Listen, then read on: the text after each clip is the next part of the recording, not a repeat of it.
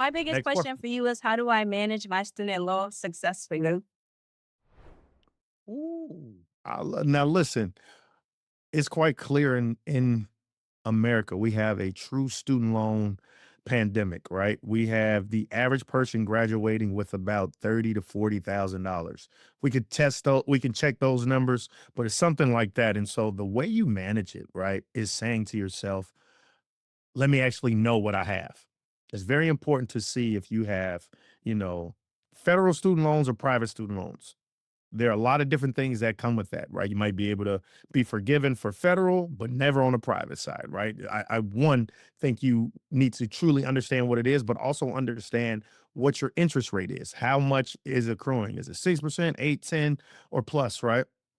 That's the next thing. So know what kind of loan you have, then also know what your interest rate you're paying on it. And then now say to yourself, let me run a calculator. If I'm only paying the minimums, how long will it actually take me to get out of this? Sometimes you could be paying this for the rest of your life if you are not saying to yourself, let me prioritize this and actually pay this back immediately. And so I think the idea is to work backwards and start budgeting to literally say, I want to be out of student loans over the next 5 years, 10 years, or as soon as possible. But the idea is to know what type of loan you have, know the interest rate that you're paying, but also work backwards to see, okay, I'm making this amount. Maybe over the next 3 years, I'll get a raise. And then at that moment, maybe I could allocate more to my student loans. Because while you're doing this, obviously, you have life. You're going to have other bills. You're going to hopefully be planning and allocating to your retirement account.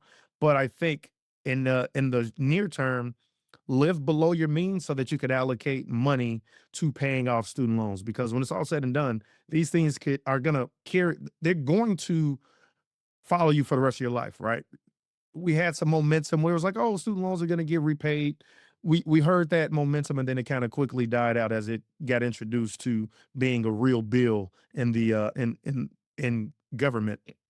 But I think you just want to work backwards and come up with a true plan. And the idea is to write it all down and literally make it a line item. Look at it as a bill. I want to pay $300 every month to my student loans. The same way pay, $150 every month to your cell phone bill. But great question.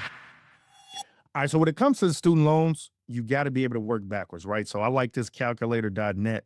This is not a paid post, although they should be. So say you got a loan balance of $30,000 with an interest rate of 6.8, right? If you were to pay what the repayment is, $345, you would be it'll take you 9 years and 10 months, right? But say the biggest thing that I love is say I could actually pay an extra 150, right? That's the idea. How do we get out of debt quicker? And this is it. And so say we move that up from 150 to 350. So now all in, I'm paying $700. You don't get a card. If you could pay an extra 350, you'll be out in 4 years and 2 months, right? And so that's the idea. I love this, the ability to visualize because guess what? $700 for the student loans, that's the average, all in car note.